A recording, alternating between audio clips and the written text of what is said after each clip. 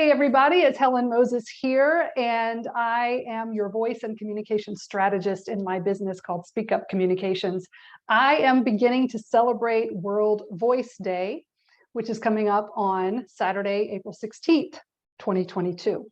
And to do that, I have invited a series of people that I know who use their voice, depend on their voice to do what they do. And the first person that I have asked to come today and speak is my friend, Abbe Simon. Hi, Abbe. Hi, Helen. Nice to have you here. Thanks so much for having me. Maybe I'm first because my name starts with A. That's it. You're first because your name starts with A. That's exactly why. Well, I know Abbe because we have a connection through Triangle Aphasia Project. She is a speech language pathologist or speech therapist, as we go by. I am retired in my capacity as a speech language pathologist, but I did work with Abbe at TAP for a while. And also she has her own business as an entrepreneur that is gaining traction as we speak. So I'll be asking her about that as well. But Abbe, why don't you just tell us a little bit more about yourself, how you ended up in this field, and why you love what you do? Oh, good question. I love having to think about this. I am Abbe Simon. Thank you for introducing me. And I am a speech pathologist. I have been a we'll say speech therapist. It's just easier to roll off the tongue, for about 25 years. And I became a speech therapist probably because I realized in high school that I wanted to help people. And it was, I think, believe it or not, the Special Olympics when I was working with adults who had physical limitations, and I was convinced that I wanted to be a physical therapist. And right before I was applying to college, I learned about the field of speech therapy and realized, well, I love to speak, I love to communicate, I love to interact with people. And there's this other way to help people who need assistance or ways to rehabilitate and recover. And I was excited to choose the career of speech and hearing science. And through that career, I have found that my passion is working with adults who have acquired communication impairments, usually due to a neurological diagnosis or illness. So I do specialize in treating people who have aphasia, which is an acquired language communication disorder after typically having a stroke or brain injury. And as Helen mentioned, I am a new entrepreneur because after working so many years with clients directly, trying to enhance their ability to communicate, and in this case, we'll say use their voice, because many people with aphasia, they have a voice most of the time, right? Their vocal cords work, right? But they may not be able to project their voice and produce speech in a way that they're used to. So as a speech therapist, I do help them figure out a new way to do that. But when a neurogenic communication disorder sets in, not only does the person with the diagnosis have to find new ways to do things, but the people in their life and the relationships they have, they are also impacted by this diagnosis. And so I'm really excited about now being able to coach the care partners who have a sudden change in their life when their loved one gets this diagnosis, and helping them find their voice to advocate for their own self-care and needs. So I'm really excited to marry both my passion for helping communication and my passion for helping care partners all find the best healthy self they can. That's wonderful and so needed. Caregivers, let's just give them a shout out and a lift up, because caregivers are burdened. They have a lot to do, and it is so important that they have their voice. They advocate, of course, for the people they're caring for. They pretty much probably, would you say, do that fairly easily, advocate for their loved ones? Well, sometimes that's the dance that they don't know how to do, right? It's this new role that someone takes on instantaneously, unless it's a progressive illness, perhaps that has some cognitive decline, and we are preparing for that new relationship, right? There's someone has a dementia kind of syndrome or other type of progressive illness. The role of caregiver or care partner is a slow and steady one. But if someone suddenly is diagnosed with a brain injury or stroke and loses their ability to communicate the way they did minutes ago, then that new role of being a care partner is a sudden, dramatic, and scary decision.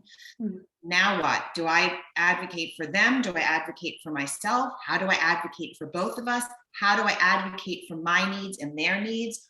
And again, I'm going with the voice figurative comparison here. And you've really caused me to think about my role, not only as coaching somebody to guide them to find their needs and how they can be met, but also to vocally, because sometimes people don't know how to ask for help or don't know that they can ask for help in different ways. So I feel excited about being able to not tell somebody how to advocate vocally, right, but to have somebody self-discover it.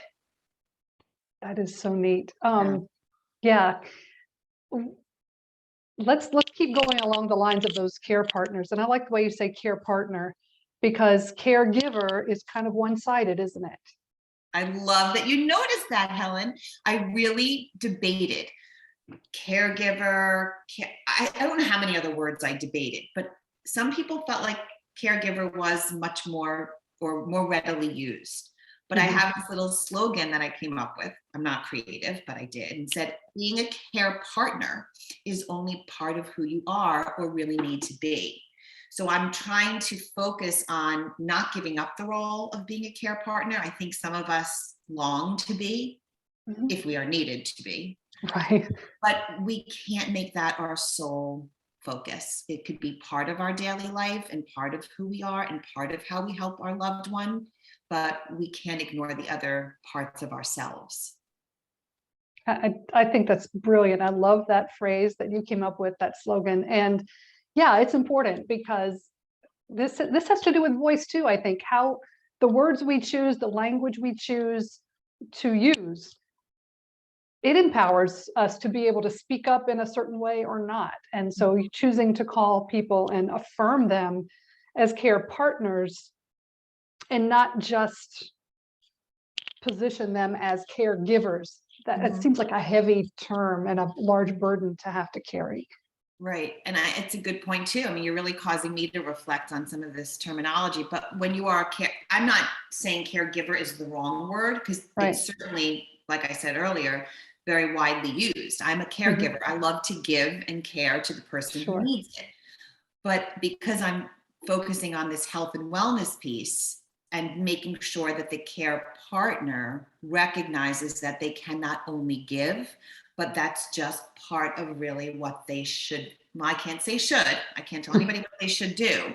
But a care partner is someone that needs to recognize that they need to be given also, right? And so they will give, but they need to receive. And I think we all, us empathic helping professionals who would do anything we could to help others, need to recognize that we have to voice our own needs. Yes. I got that voice in there. Yes, you did. I love it. I love it. Focusing all on my own vocal use and knowing that I have to hydrate. Excellent tip. Stay hydrated. That's a good tip for vocal hygiene. Everyone. Yes. I've got mine too. I'll have a sip on your cheers. Cheers. Yeah, water is great. Water is the number one thing a person can do to care for their voice. I want to go back to your role as the speech therapist, because a lot of the people watching or listening may not have a clue about what it's like to have aphasia. And I wonder if you could think, without using names of a particular patient, excuse me, I say patient because I came from a hospital background, so that word comes out first. But client or person or whatever the empowering term is for a person who might work with you at Triangle Aphasia Project or in your other capacity as a speech therapist. What I would love for you to do is to just describe some of the ways aphasia looks. Like, how do some of these people come in and what is it like when they try to communicate? That's the first part. And then what are some of the things that you do to help them communicate better? Mhm. Okay. So there's another passion of mine is advocating and informing the public about aphasia, because aphasia, this 7-letter word, is often not known by people until someone they know has it. And aphasia is something that can rob somebody of their ability to communicate. Like I said when we started, it's a language disorder that somebody acquires. They're not born with it, but part of the brain that houses our language component, which involves expression of language and comprehension or understanding of language, is impaired.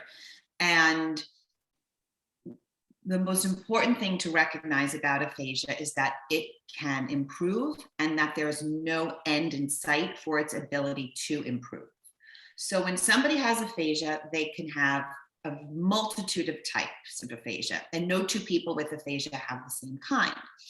And we'd like to think about aphasia as knowing exactly what you want to say or have in your head, but you're not able to say it. It's that feeling of it's on the tip of my tongue, but I just can't get it out.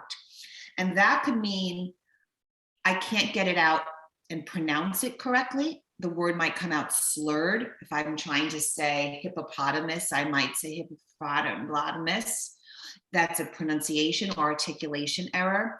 It might be that the person knows exactly what that hippopotamus looks like and can see it in their mind and like, oh, that one with the, it's really, I don't know. I know. And so it's a really frustrating language disorder because one's intellect is intact, one's personality is preserved, but the inability to express it is not. So as a speech therapist, when someone is having trouble expressing themselves, someone who knows aphasia needs to provide the right support for that individual with aphasia and the people he or she communicates with other options to express themselves. So if they were thinking of that hippopotamus, I don't know why I chose hippopotamus, but how can they express that animal? They wouldn't do this, right? But can they draw it? Can they write it? Can they point to the first letter of hippo? And we discover one's strengths in their ability to communicate if their voice or speech is not working at that moment. But we continue to focus on what will work the best in terms of expression, because speaking is not the only way we can communicate, right? We can communicate with our face, our body, our gestures, our eyes, writing, dancing, moving, pointing.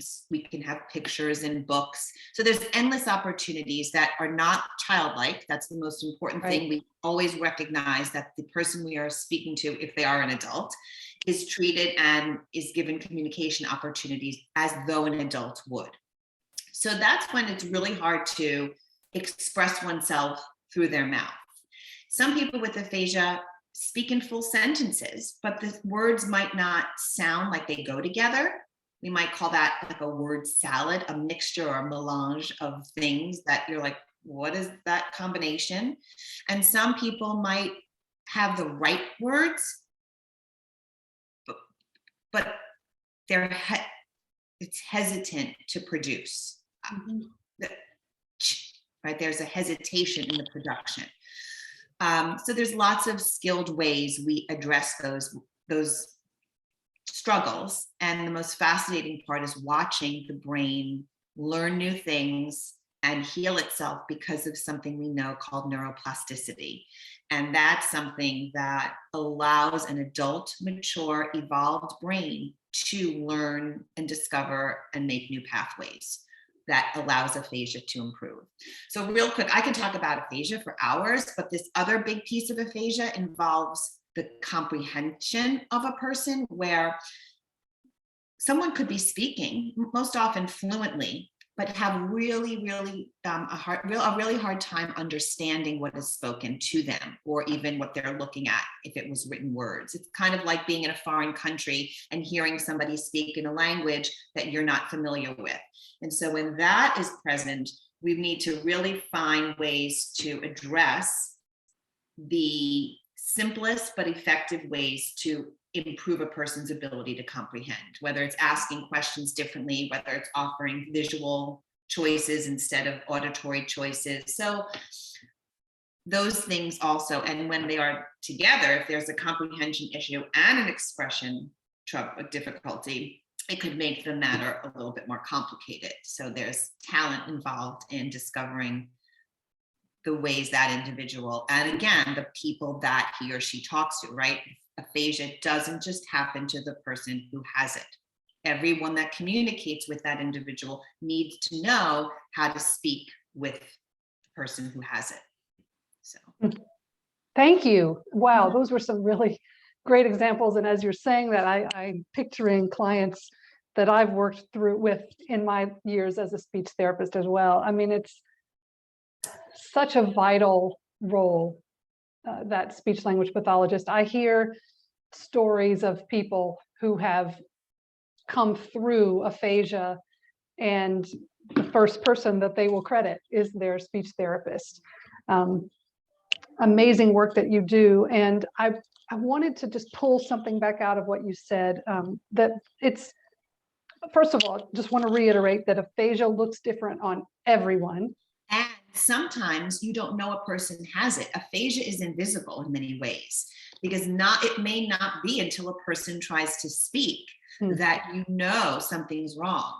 And that's important, because some people with aphasia may have some physical impairment and some people may not. So a person may come over to a cash register or order something, and the receiver doesn't know that the person with aphasia is going to struggle to speak until they try to. So we like to sometimes think of it as being invisible, but yet we need to make sure that people recognize it.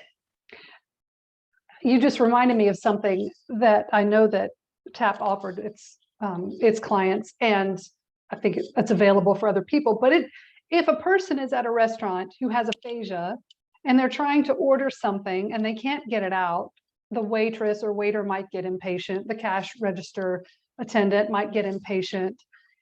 I can see how this could be such a cause for elevated frustration, confusion, even anger to come in. And that's so unfortunate. But there's one thing I remember talking about advocacy, that there was I think it was a laminated card. Tell us about that, so that can help be an advocate for a person with aphasia. Right. So if someone is not able to verbally express their condition or their need, one has to always have an alternative method, whether it's a bracelet. So many people wear medical IDs these days, and whether the person with aphasia has something written that just says, I have aphasia, I'm not drunk or stupid, right? Because if someone starts to speak and they're 59, 89 years old, and a cashier is like, what's wrong with you? They may think that they're incapable, which people with aphasia are not. So like I mentioned earlier, we have different types of supports. So a person with aphasia might carry an ID card. They may have something in their wallet.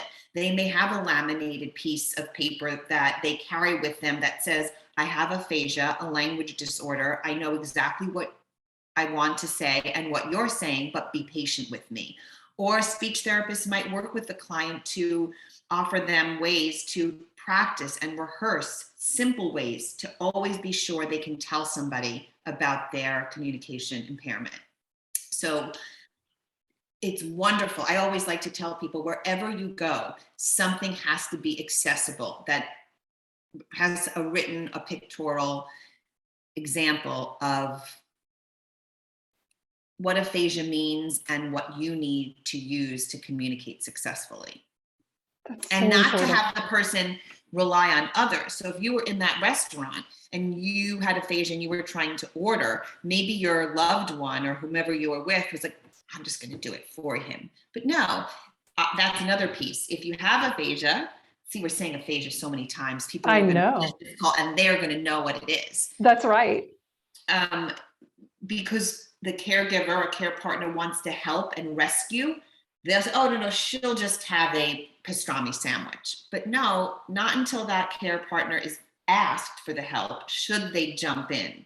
And so we have to be prepared in all situations so that we know how a person with aphasia can communicate without having to depend on somebody else unless they really need a little bit of help. Yeah. And that bridges right back to your work in your business. Tell us a little bit about your business. Yes.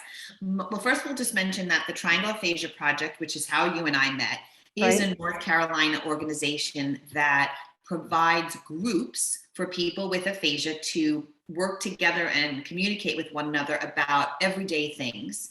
And we work with people in the community so that they know about aphasia, and we work with people that are impacted by aphasia in that person's life. So we do a lot of training.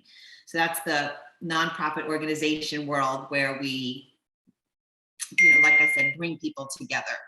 Yeah. And then my private practice called I Communicare, which I created 20 something years ago, not knowing that at this time in my life I would be doing care partner training. But I Communicare is a private practice that offers both speech language pathology to adults who have communication impairments, and now this health and wellness coaching that integrates different ways that care partners could find their own optimal wellness and get the support that they need while still caring for somebody else and not feeling stressed or neglecting their loved one and not feeling guilty, because it's really hard to figure out how can I pull back a little without letting the person feel like I'm neglecting them or frustrated or fed up. And so that's where I hope to help people balance the two. It's a brilliant combination. It really is, and it is so needed. And I hope that the people watching will want to find you and ask you more questions. I'm hoping there may be some care partners out there who want to reach out to find out more about how they can advocate for themselves. They can find their own voice in this mess that doesn't have to be considered a mess, but it is messy when aphasia just first happens. I mean, it is. There's a lot of confusion and chaos and emotion and all sorts of things, physical needs, mental needs, emotional needs. But I just love how you bridge it. You help people with aphasia find their voice. You help people who care for people with aphasia find their voice. You who have your voice, and I'm using voice literally, I mean, not literally, but figuratively here. You have the voice to advocate, and I also advocate for Triangle Aphasia Project when I can. I advocate for aphasia awareness. And that was actually one thing I worked on when I was at TAP, is helping some of the clients be the advocates for aphasia awareness, which was really fun. So voice, let's just go back to that word, the voice. After what we've talked about today, what do you think you're going to take away in terms of thinking about the voice, taking care of the voice, caring for people, their voices? What are your thoughts? I have two, if I can share those. We are focusing on aphasia, which is very near and dear to my heart. I also want to acknowledge, though, another neurogenic communication problem that people face where their voice is severely constrained. And that's people who live with the diagnosis of dementia or dementia-like syndromes. And when I was telling you and the audience about aphasia and its ability to recover or improve, people with dementia and families facing dementia have to deal with the voice and recognizing needs and discovering needs and supporting a person with dementia's needs in a very different way. And I just need to be sure that people know that speech pathologists, health coaches, voice specialists, lots of different health professionals are very integral in helping families that are faced with a diagnosis of dementia to make sure that the communication between the individual that has it and the people in their life can continue to communicate and advocate. So it's another big area, and that's another topic, but I want to make sure that people know the care partners of people with dementia, and whether they're in the family of or in a medical facility, that there's lots of improvement that can be done with that population as well. But as far as the voice,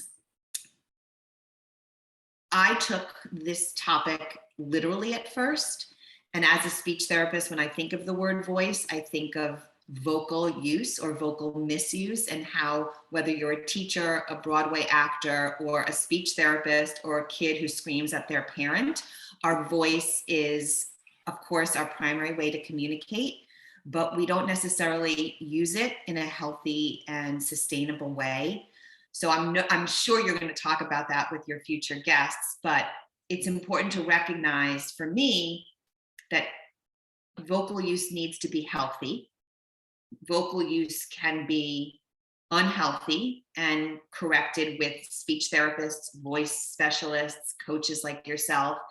And even I, who advocate for vocal hygiene, whether it's my own water or working with clients who have to support their own voice when they can speak, I have to recognize my own voice needs. So I think this conversation has allowed me to look at the word in both the figurative and literal sense, and be sure that both of them get the recognition that they need. So thank you for addressing both of the definitions. Yeah, you're welcome. One of my biggest mottos, pieces of advice, I will do a presentation and you'll often hear me say, if you don't remember anything else from today, remember this, please. Do not take your voice for granted. And I think we've discussed a lot of ways that that can happen. And that can happen because someone suddenly has a trauma. That can happen because someone is unsure of themselves, not sure what to do. That can happen because of a physical event that takes away literally partly the voice, but also the figuratively of it. And we equate our voice with who we are. Like this is, it's a very vulnerable thing. And for someone to feel like they can't speak up is a very heavy weight. Paralyzing. It's paralyzing, whether you have laryngitis and you can't speak, so you have to think about how you're going to express yourself, or whether you have a paralyzed vocal cord, or you have a neurogenic issue in your brain that's not allowing the message from your brain to, excite or access the muscles involved to produce voice. There are so many ways that it's affected. You don't have to have a specific reason. You can have emotional feelings that also affect your voice, and we could talk about that too, but we could go on so and many on. ways. Without a voice, we have to remember, even when there is no voice, there are the ways, at least from my perspective, to communicate. Which is why I wanted to bring you on first, because I don't want people to take their voice for granted, but I also want people to recognize, as you said, all of the different ways that we do and can communicate. And life doesn't, the voice is important. It's our key way of communicating, and to lose it is devastating. But it's not the end. Right. It's not the end, because there are people like you out there that are working to help the people in the community that you serve, and the families and the loved ones of those people as well. I just think it's a brilliant combination of what you do, and I wish your business well. Would you please tell us how people can get in touch with you? Sure. Thank you. I'm not a big social media fan, Helen, but I have succumbed to the social media world. But I have a website, which is iCommunicareNC.com. And I have Instagram, which is just iCommunicare. So again, it's marrying that communication need that I'd like to address, as well as the needs of care partners. So that's iCommunicare on Instagram, and I have Facebook also, which is iCommunicare. So reach out. You can message me with any questions or tips or support, or just for me to listen. And I'm really appreciative that you let me share my perspective on the voice. And as you said, not to take it for granted, but to know that there's ways when it's not working 100% to improve it. Yeah. And one more thing, let's also mention, I'll put these in the comments. Look, all of these links to Abby's social media and her website, I'll put those in the comments. but also let's also put a link to Triangle Triangle. Aphasia Project, which is, I believe, aphasiaproject.org. Yes, definitely. Yeah. All right. Well, Abbe, this has been a pleasure. Thank you so much for being my first guest and for helping us kick off the week as we lead up to World Voice Day. Thanks for doing it. You're welcome. Talk soon.